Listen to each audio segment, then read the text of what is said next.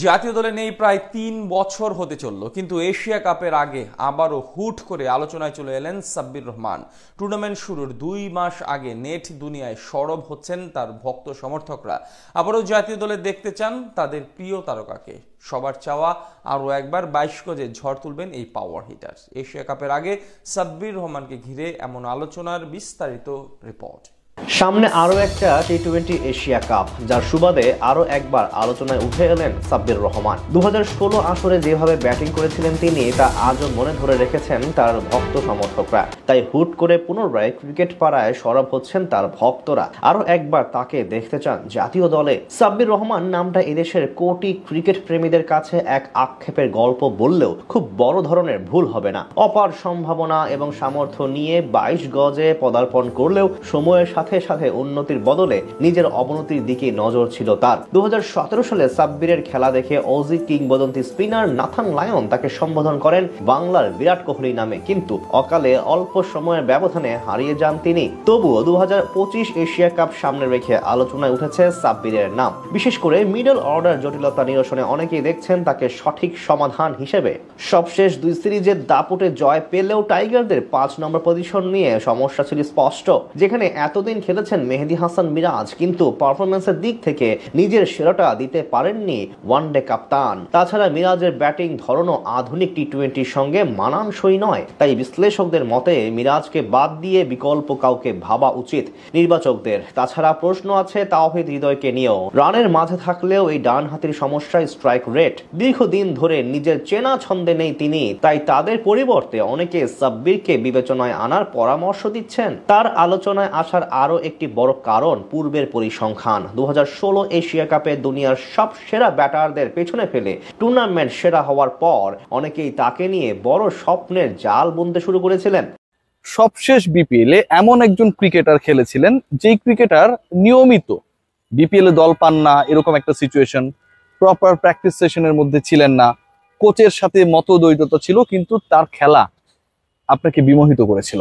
একজন ক্রিকেটার 9টা ম্যাচের মতো সুযোগ পেয়েছিলেন, ছক্কা মেরেছিলেন 20-এর কাছাকাছি, এবং তাকে সুযোগ দেয়া নিয়ে যারা শুরুর দিকটায় দ্বিধাদ্বন্দ্বে ভুগেছিলেন, একটা পর্যায়ে এসে দে গট আন্ডারস্ট্যান্ড যে এই ক্রিকেটারটা আসলে টি-20-র জন্য আমরা যতই তাকে বাদ দেওয়ার চেষ্টা করি, যতই তাকে অগুরুত্বপূর্ণ মনে করি, তাকে রাখাটা উচিত ছিল শুরু থেকেই।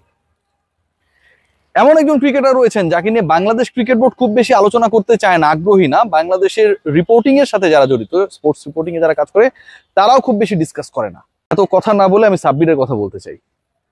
সাব্বির রহমান অমীয় প্রতিভাধর একজন ক্রিকেটার, অসাধারণ হিটার অফ দ্য বলস।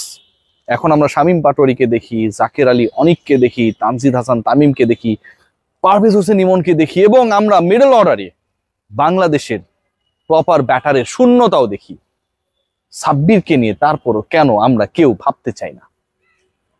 আপনারা অবাক হবেন যে বাংলাদেশ ক্রিকেট বোর্ডের কোনো প্রোগ্রামসের মধ্যে সাব্বির রহমান এই মুহূর্তে নেই। কদিন আগে যখন ফোনে কথা বললাম, আমি তাকে কল দিয়েছিলাম, সাব্বির যখন ফোনটা ধরলো, ধরার পর তার অভিব্যক্তি বা কথা বলার ধরনটা অন্য কেউ হলে আমি শিওর সে ধরতো না। সাব্বিরকে ইন্টারভিউ নিয়েও কেউ জিজ্ঞেস করতে পারেন যে ঘুম ভাঙা ভাঙা আদো আদো ঘুম, এই দুপুরবেলা এরকম টাইপ একটা সময়ে। আমি সাব্বির তুমি কোথায়? সাব্বির বললো, ভাই আমি দেশের বাইরে ক্রিকেট খেলার জন্য আসছি। কোন একটা দেশে গিয়ে হয়তো মাইনর ক্রিকেট, মাইনর কাউন্টি বা লিগস গুলোতে খেলার চেষ্টা করছেন। বাংলাদেশের একজন ক্রিকেটার গত বিপিএল এ 18টা ছক্কা মেরেছেন। আপনার তো ছক্কা মারা ব্যাটার দরকার। গামিনী ডি সিলভার উইকেটে ছক্কা মারতে পারবে বা পারবে না, তার থেকে বড় আলোচনা হচ্ছে ছক্কা মারা ব্যাটার দরকার। আপনার এমন একজন দরকার যে হচ্ছে টি-20-তে আপনার দলকে যে কোনো সিচুয়েশন থেকে মোমেন্টামকে চেঞ্জ করে দেওয়ার ক্ষমতা রাখে। এমন একজন ক্রিকেটার দরকার যাকে আপনি যে কোনো পজিশনে ব্যাটিং করাতে পারবেন। সেই ক্রিকেটারকে আপনি কোনো প্রসেসের মধ্যেই রাখেন না, কোনো হিসাবের মধ্যে তাকে রাখেন না, তাকে কাউন্ট করেন না। আমরা যখন মিডিয়ায় কথা বলি তখন বলেন যে হ্যাঁ, সে তো আমাদের চিন্তা ভাবনার মধ্যে আছে। এই যে বাকবাকুম পায়রা মাথায় দিয়ে টায়রা টাইপের কথাবার্তাগুলো ক্রিকেট বোর্ডের ডাইরেক্টররা বলে, সেই আলোচনায় গেলে সেই কথাটাই বলবে, লাইক সাকিব আল হাসান ইস্যুতে যেভাবে তারা বিভিন্ন সময় বিভিন্ন বুজুং ভাজুং বুঝ আমাদেরকে দেয়। কেউ কি কোনোভাবে একটা প্রশ্নের উত্তর খোঁজার চেষ্টা করবেন? Bangladesh cricket board, cricket operation selection প্যানেলের সাথে যারা জড়িত, সিলেকশন প্যানেলের কাজ তো শুধুমাত্র জাতীয় দল সিলেকশন না, অন্য খেলাগুলো দেখা। সাব্বির কেন কোথাও নেই? এই যে আপনারা নুরুল হাসান সোহানদেরকে এই দলের সাথে অস্ট্রেলিয়ায় পাঠাচ্ছেন, রাইট? কেন পাঠাচ্ছেন? দ্য রিজন ইজ দ্যাট তারা যেন প্রিপেয়ার্ড হয়ে এশিয়া কাপে অংশ নিতে পারে। এশিয়া কাপে খেলানোর দরকার নেই। সাব্বির রহমান রুম্মান কি এ টিমে অথবা যেই দলটা বিদেশে গিয়ে খেলতে যাচ্ছে 15 জনের স্কোয়াড, ন্যাশনাল টিম না ভাই, সেকেন্ড টিয়ারের টিম, সেখানটাও কি সুযোগ ডিজার্ভ করে না?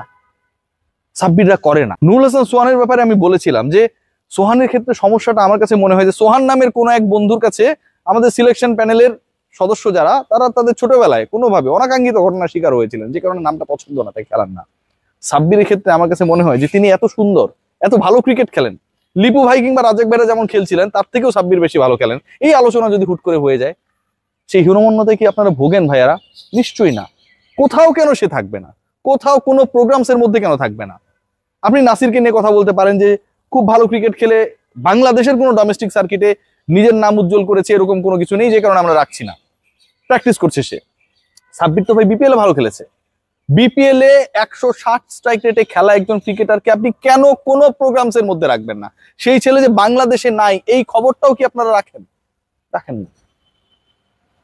কষ্ট হয়, দুঃখ হয় জানেন, যে আমরা অনেক ক্রিকেটার, অনেক প্রতিভা খুঁজি, আমরা মিডল অর্ডারের ভ্যাকেন্সির জায়গায় তাহিদ খারাপ করলে তাকে কাকে খেলাবো, মেহেদী হাসান মিরাজকে খেলা যায় কিনা, খেলানো যায় কিনা, খেলালে সে একটা ওই মানে ভালো স্মার্ট স্ট্রাইক রেটে ব্যাট করতে পারবে কিনা, যদি না পারে সেটা নিয়ে আমরা কি গালি দিব নাকি তালি দিব, কত আলোচনা না? অথচ আমরা ওই 4-5-এর জায়গাটাতে সাব্বির রহমান রুম্মানকে আমরা অ্যাকোমোডেট করতে পারতাম, চেষ্টা করতে পারতাম, অন্তত বাইরে যে দলটা যাচ্ছে তার সাথে সুযোগ দিয়ে দেখতে পারতাম যে সাব্বির কেমন করে। আমরা কতটা হীনমন্যতায় ভুগি, আমাদের চিন্তাগুলো কত ছোট। আমরা তাকে পছন্দ করি না, ব্যাড বয়, দেখতে ভালো, ব্যবহার খারাপ, দলে নেওয়া যাবে না, এই যে চিন্তাগুলো। বাংলাদেশের কি টি-20 খেলার মতো 30 জন ক্রিকেটারের মধ্যে সাব্বির পড়ে না? 30 জনের মধ্যেও পড়ে না। আমরা ব্যাকআপ ওপেনার খুঁজি। সাকিব আল হাসান একটা দারুণ কথা বলেছে যে টি-20তে আসলে কোনো স্পেশালিস্ট পজিশনে কারো ভূমিকা বলে কোনো কিছু নাই। 20 ওভারের ক্রিকেট, ওখানে গিয়ে শুরুতে অ্যাটাক করতে হবে। আপনি যদি সাব্বিরকে কখনো প্রিপেয়ার করতেন, ওয়েল প্রিপেয়ার করতেন, একবার আপনারা তারা নিয়ে গেছিলেন নিউজিল্যান্ডে, অস্ট্রেলিয়া থেকে তারা বাদ দিয়ে দিয়েছিলেন, প্রিপেয়ার করে নিয়ে যাননি, মনে হয়েছিল নিয়ে গেছিলেন, প্রিপেয়ার করতেন আপকামিং ওয়ার্ল্ড কাপে, আপকামিং এশিয়া কাপে, আপকামিং যে ট্রাই নেশন সিরিজটার কথা হচ্ছে না, সাব্বির রহমান ভালো করতো, আমি এই গ্যারান্টি দিচ্ছি। এবং তিনি যদি ভালো না করতেন আমি আর কখনো তারা এনে রিপোর্ট করতাম না, আমি গ্যারান্টি দিচ্ছি। আপনি যাকে ওপেনিং এ খেলাতে পারেন, যাকে আপনি লেট অর্ডারে খেলাতে পারেন, যাকে আপনি ওয়ান ডাউনে খেলাতে পারেন, যাকে আপনি মিডল অর্ডারে খেলাতে পারেন, যাকে দিয়ে আপনি ছক্কা মারাতে পারেন, যেই ছেলেটাকে আপনি মোটামুটি ক্রিজে থাকলে এই কনফিডেন্সটা পেতে পারেন that he could bat over 150 strike rate. এত কিছু অপশনস, এতগুলো অপশনস থাকার পরেও বাংলাদেশের এই ক্রিকেটারটাকে নিয়ে after performing well in the BPL, unprepared অবস্থায় বিপিএল এসে পারফর্ম করেছে। রেসিডেন্সিয়াল স্কুলের মাঠে দৌড়িয়ে দৌড়িয়ে নিজেকে ফিট রাখার চেষ্টা করা সাব্বিরকে আমরা কেউ গোনার মধ্যে ধরি না।